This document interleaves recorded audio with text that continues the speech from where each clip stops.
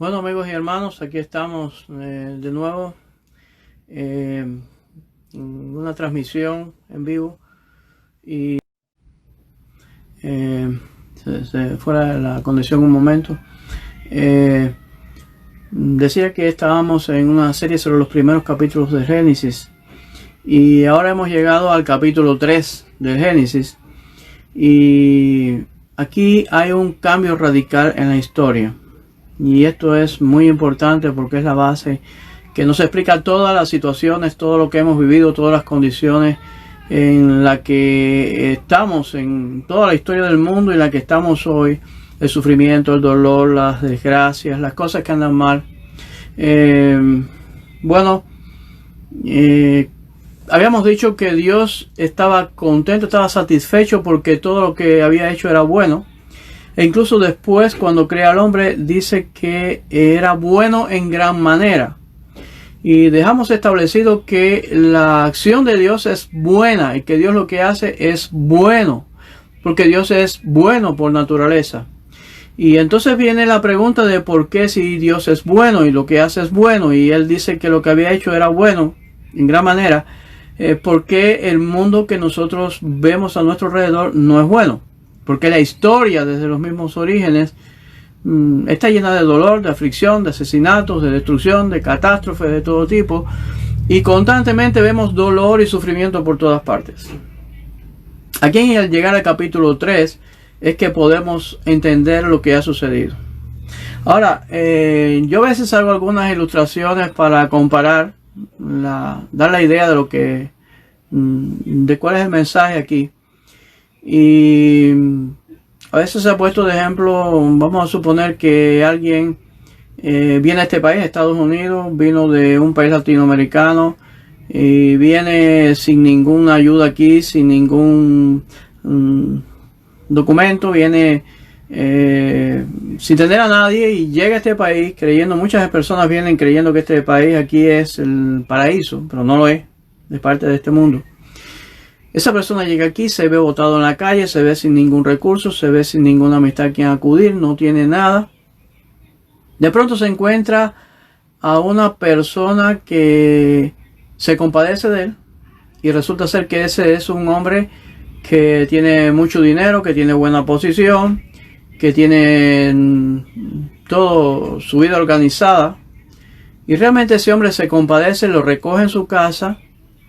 Y una vez que lo tiene ahí, le dice, mira, ahí está el refrigerador, abre y come. Y ahí tienes un cuarto para ti. Le da todas las condiciones. No le dice tienes que hacer nada, solamente come,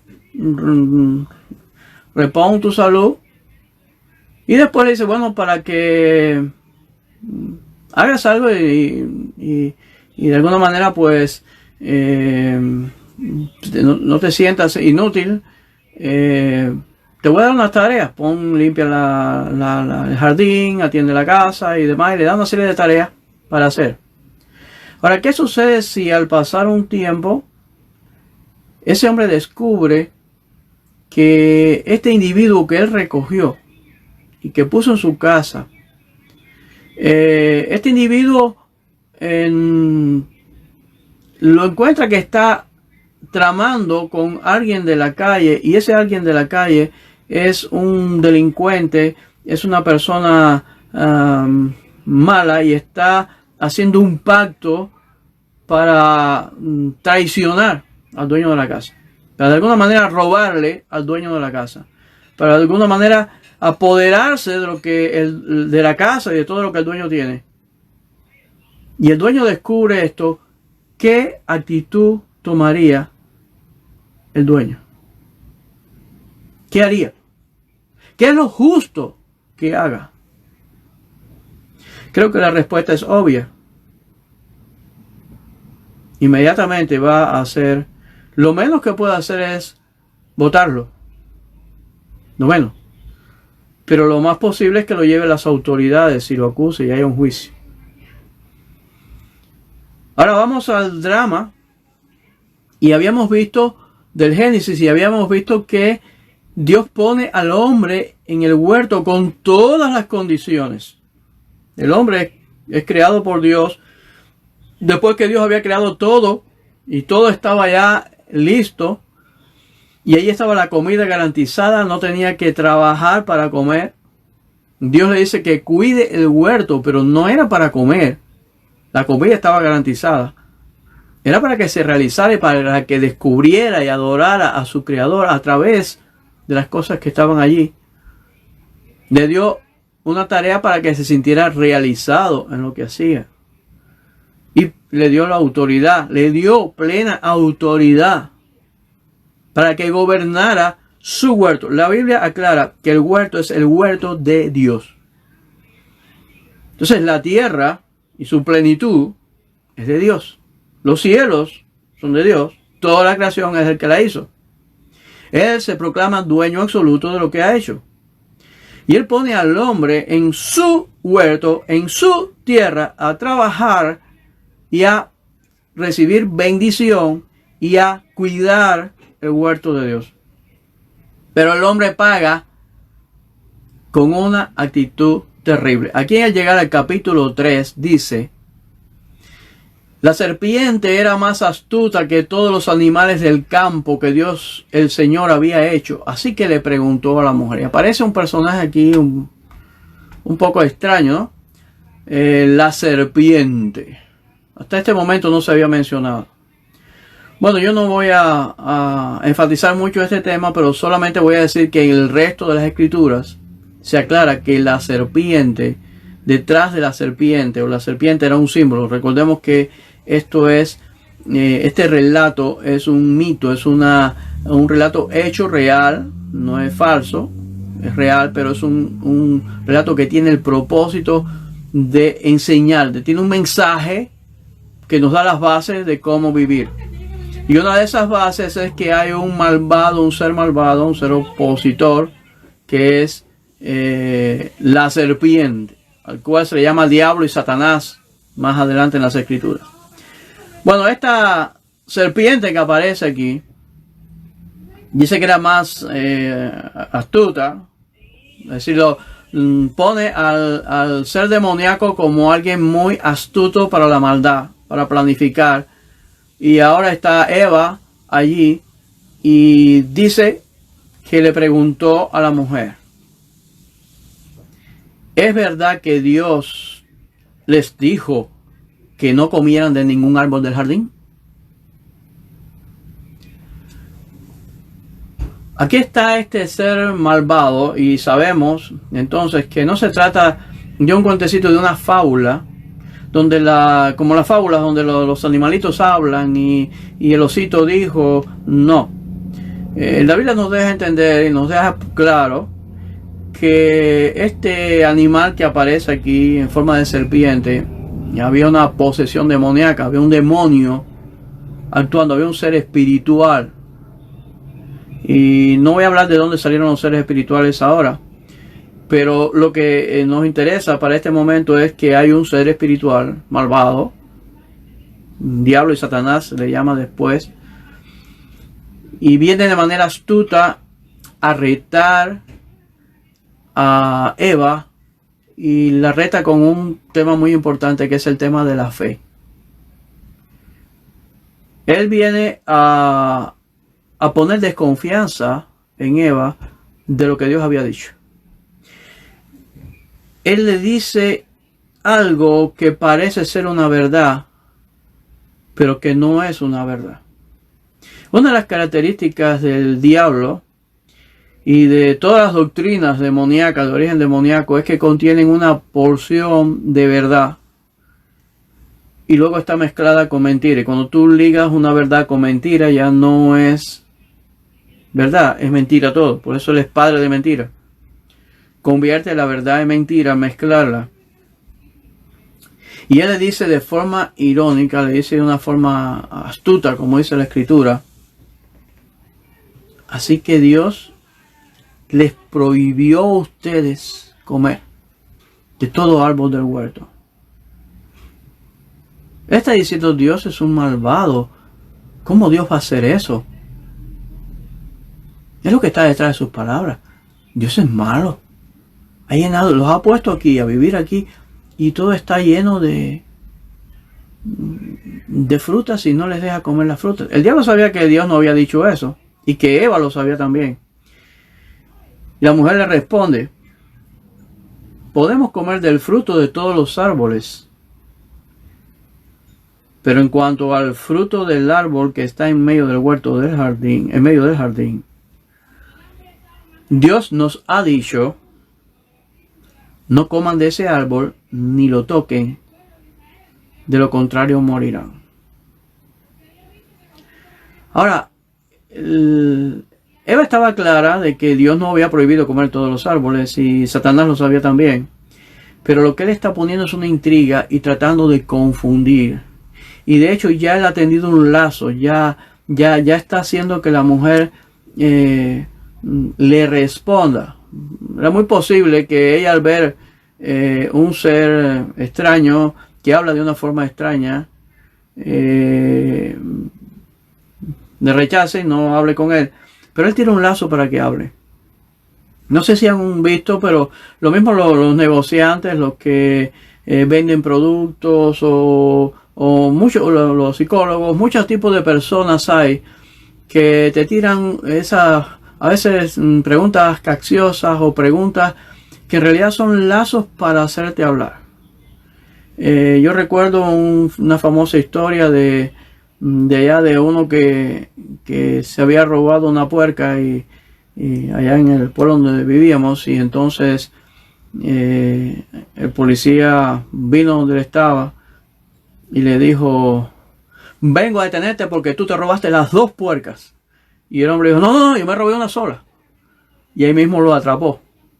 Entonces hay ese tipo de preguntas que el objetivo que tiene es hacerte conversar, hacerte hablar y empezar a sacarte cosas, ¿no? Sacarte.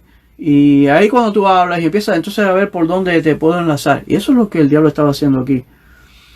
Y cuando ella responde, entonces el diablo desafía la palabra de Dios. Y la desafía deliberadamente.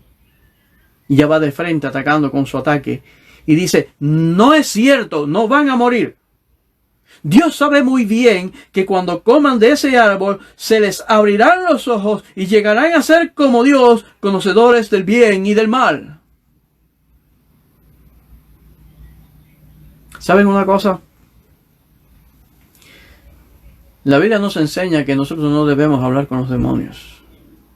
Hay doctrinas nuevas y hay gente enseñando por ahí a estar hablando con los demonios, retando a los demonios, diciéndole cosas a los demonios. Los demonios son más poderosos e inteligentes que nosotros, porque son ángeles caídos. Y no se debe hablar con ángeles, ni aunque parezcan buenos, ni aunque sean angelitos con alas, esos que salen muy bonitos. La Biblia prohíbe la adoración a los ángeles. Y lo que sucedió aquí es que Eva fue enredada por un ser superior en astucia. Y ahora él está retando la palabra de Dios, está poniéndola en duda y está haciendo que Eva reflexione, analice si es verdad que Dios es verdad o no es. Ahora, hay una enorme cantidad de razones para estar convencidos de que Adán y Eva sabían bien el carácter de Dios. Porque ellos habían visto todo lo que Dios había hecho. Dios les proveyó comida, les proveyó seguridad, un lugar hermoso, les dio realización, que trabajaran, que gobernaran, les dio autoridad, les dio confianza en ese sentido. Pero además de eso, ya eran súper inteligentes, ellos no tenían errores como nosotros, que somos brutos, estamos entorpecidos por el pecado. Ahora los más inteligentes estamos dañados. Ellos pensaban de forma perfecta. Y ellos, al ver todo lo maravilla que Dios había hecho, y no sabemos cuántos detalles, de cuántas cosas habrán visto, pero algo sí sabían ellos, que Dios era bueno, que Dios había derramado bien sobre ellos, que había sido especialmente bueno con ellos. Y en ese momento, Eva dejó que entrara algo sabiendo que Dios era bueno. Duda sobre Dios. Satanás desafía y le dice: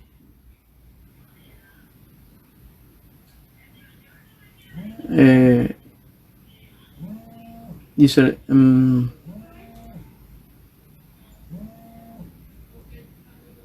el diablo le dice, no es cierto, no van a morir. Dios sabe muy bien que cuando coman de ese árbol se les abrirán los ojos y llegarán a ser como Dios, conocedores del bien y del mal. Y dice que la mujer vio que el fruto del árbol era bueno para comer y que tenía buen aspecto y que era deseable para adquirir la sabiduría. Así que tomó de su fruto y comió.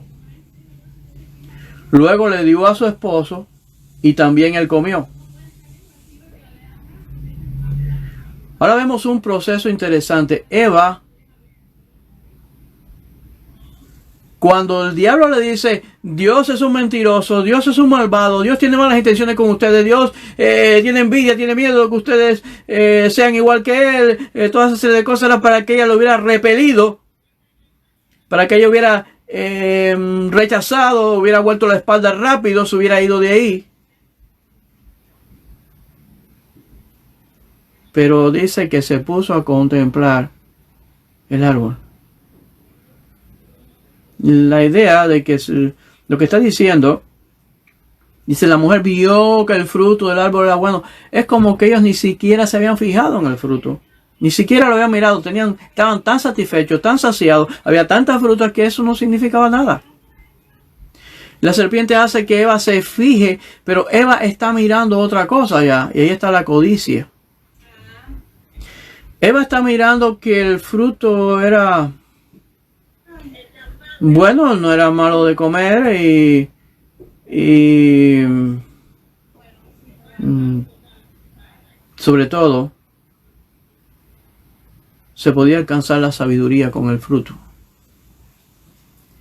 ¿Qué era? Y posiblemente ni ella tenía idea de bien de lo que era, pero había algo más. Y ahí entró la codicia, ahí entró, y por primera vez tenemos el primer ídolo en la historia. Los ídolos son las cosas que nosotros las convertimos en dioses, son cosas visibles. Y aquí tenemos una fruta que se convierte en un ídolo. Ya no era sabrosa por el hecho de que fuera sabroso su fruto, sino porque prometía darnos algo que anhelamos, algo que queremos.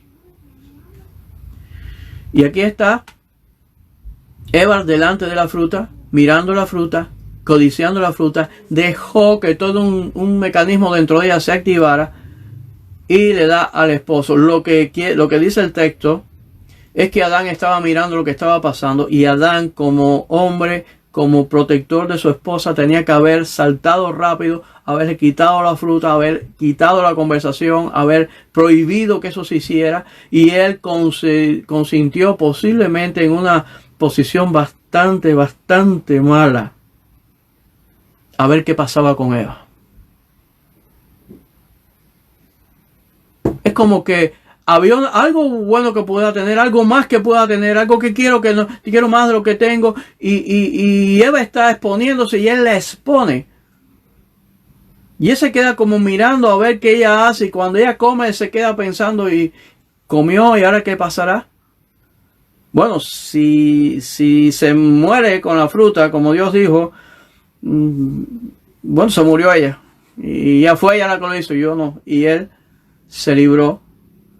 Y bueno, se murió ella. Yo quedé bien, yo no comí de la fruta. Pero lo que sucedió fue que ella comió de la fruta y no sucedió nada. Y entonces él fue y comió también. Y cuando él comió, entonces sí sucedió. Y dice que en ese momento se les abrieron los ojos y tomaron conciencia de su desnudez. Dice, por eso para cubrirse entretejieron hojas de higuera. Entonces, habíamos dicho que antes, cuando Dios los crea, ellos estaban desnudos. Y que ese desnudo significa que no había nada que esconder. Ellos eran inocentes, igual que un bebé chiquito. No tenían conciencia de pecado. No tenían conciencia de nada feo en ellos. No había ninguna culpa. No había nada que esconder. Y eso era hermoso, perdón. Eso era hermoso. Y eso era la felicidad más plena. Pero en el momento que ellos ahora han comido la fruta, la sensación de pecado, de culpa, aparece. Y sus ojos fueron abiertos y se dieron cuenta que estaban desnudos. ¿Por qué? Ahora había una necesidad de taparse, de cubrirse. Inmediatamente tomaron hojas de higuera y se hicieron delantales. No es como en los muñequitos hay por ahí que ponen a Adán y Eva con una hojita y cubriéndose nada más ahí las partes. No, se hicieron una ropa. Eran muy inteligentes. Y de esta forma se protegieron. Se protegieron. Pero mira qué interesante. Dice aquí, cuando el día comenzó a refrescar, el hombre y la mujer oyeron que Dios el Señor andaba recorriendo el jardín. Entonces corrieron a esconderse entre los árboles para que Dios no los viera.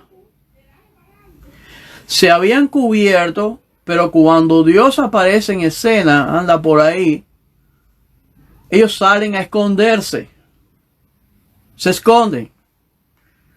Entonces quiere decir que esa vestimenta que ellos se pusieron no era suficiente. A pesar de que se habían vestido, se escondieron. De aquí tenemos dos principios fundamentales. A partir del pecado, el hombre se esconde de Dios. El hombre huye de Dios. Y por naturaleza, todos nosotros huimos de Dios. Nos alejamos de Dios. Porque hay un sentido de culpa dentro de nosotros. Esto quizá lo pudiéramos explicar más detalladamente, pero lleva mucha explicación para poder profundizar en esto. Pero la realidad es que el ser humano, por naturaleza, no quiere que Dios esté. No quiere que Dios esté. Un hermano pastor le decía, el hombre prefiere irse al infierno con tal de no estar en la presencia de Dios. Y el problema es que hay un sentido de culpa y la santidad de Dios comienza a acusarnos. Esa es la razón por la que hay ateos. Porque la Biblia dice que en el fondo todo el mundo sabe que hay Dios. Todo el mundo, eso está grabado en nuestra alma. Pero el ser humano no quiere que haya Dios. No quiere enfrentarse con Dios. Y una forma de huir de Dios es negarlo. Decir, no hay, no existe, yo no creo en ti. Y se faja con él. Y eso es lo interesante de un ateo. Que dice que no cree en Dios y a la vez se faja con Dios. ¿Cómo te vas a fajar con algo en lo que no crees? Es que en el fondo todo el mundo sabe que existe. E incluso la sensación de que va a dar cuentas un día también está. Así que aquí comienza la tragedia. Un hombre que se aleja de Dios. Porque lo ha traicionado. Dios le ha dado todos los bienes, Dios ha hecho todo lo bueno para él, Dios lo ha llenado de bendiciones y el hombre le paga con una traición espantosa. Y ahora el traidor sale huyendo y escondiendo su verdad. Escondiéndose de lo que ha hecho. Y esta es la condición terrible porque todo ser humano hace lo mismo. Porque todos llevamos la semilla de Adán en nosotros. Necesito que no me menees ahí, Marisa. No me muevas ahí porque me estás moviendo aquí la pantalla. Dice aquí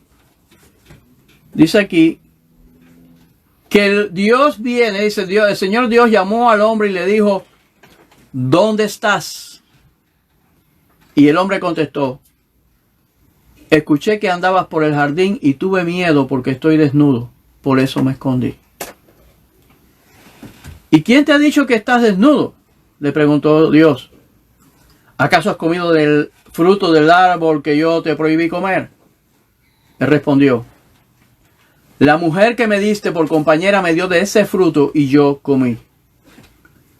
Entonces Dios, el Señor, le preguntó a la mujer, ¿qué es lo que has hecho? La serpiente me engañó y yo comí, contestó ella. Dios el Señor dijo entonces a la serpiente, por causa de lo que has hecho, maldita serás entre todos los animales, tanto domésticos como salvajes. Te arrastrarás sobre tu vientre y comerás del polvo todos los días de tu vida. Y pondré enemistad entre tú y la mujer, entre tu simiente y la simiente de ella. Su simiente te aplastará en la cabeza, pero tú le morderás el talón. Después vamos a hablar más detalladamente de este versículo. Pero lo interesante es que el hombre no solo ha traicionado toda la bondad de Dios, sino que no la admite. Cuando Dios viene a arreglar la cuenta, si el hombre es quien ha traicionado, el hombre es quien debía haber ido donde estaba Dios y decirle: Dios, mira, yo he pecado, yo he hecho lo malo, yo te traicioné, yo fallé, ten misericordia de mí. Pero no hizo eso, se escondió. Dios viene a buscarle y le dice: ¿qué has hecho? Y el hombre, ¿qué le dice? Yo no hice nada. La mujer que tú me marcaste dándome esa cosa que se llama mujer y que ha venido a complicarme la vida. Yo no soy el culpable, ella fue la que me dio de la fruta esa para comer. Por culpa de ella fue que pasó. Cuando Dios le pregunta entonces a ella, ya tampoco la culpa cae en el suelo. La serpiente.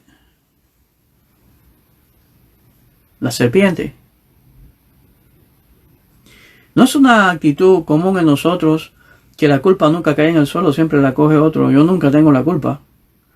Qué difícil nos es decir: he hecho lo malo.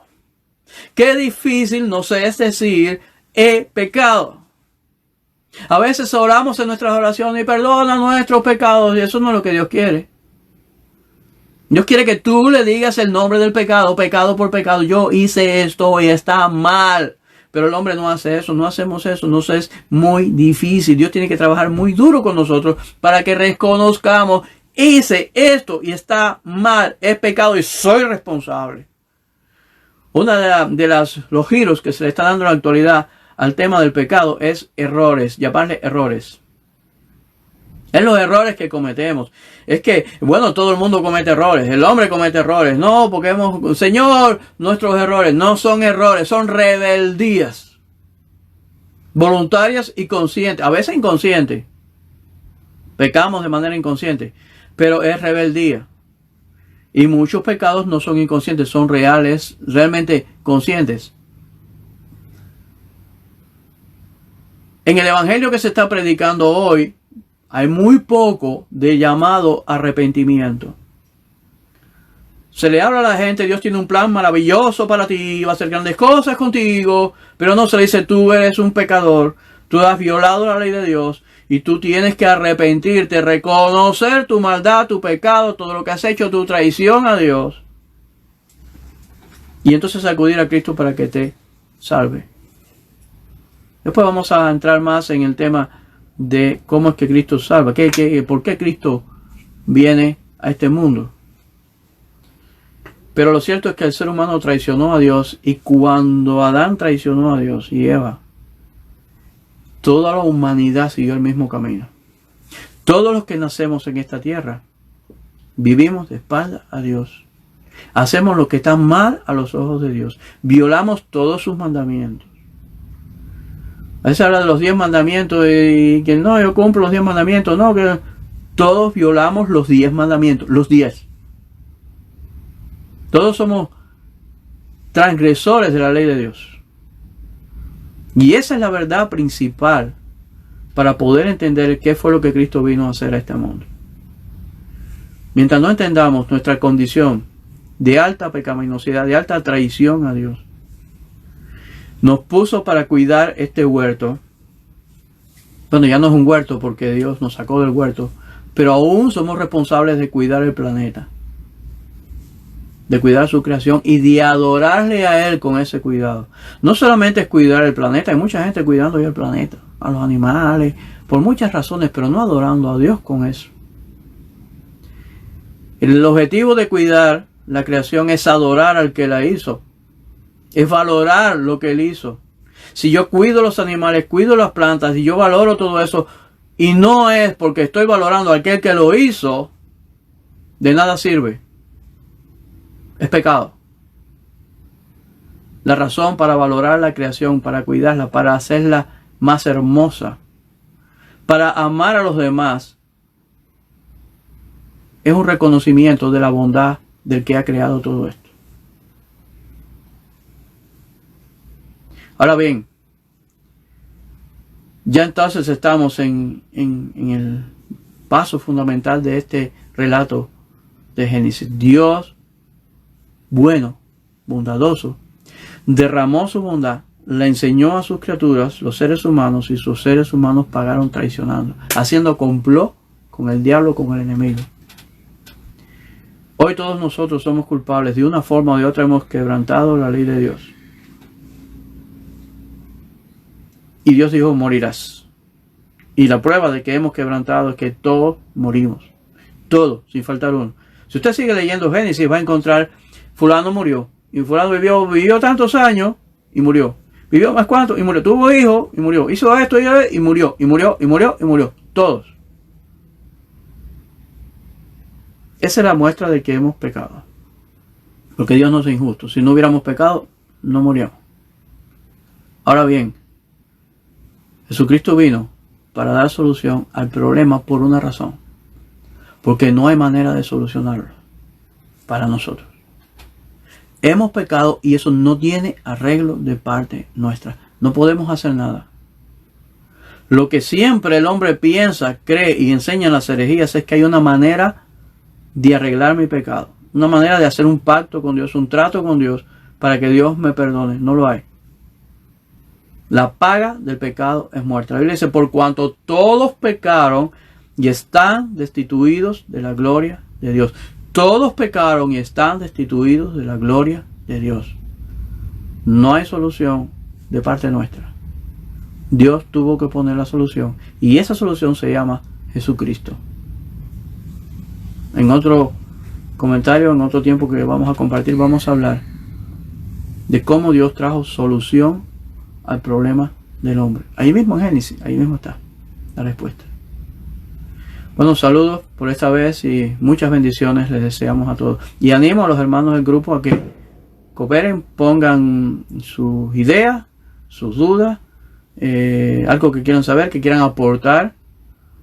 Está abierto para como bendición para todos, para que todos podamos contribuir y trabajar en esto tan hermoso que es estudiar la palabra de Dios.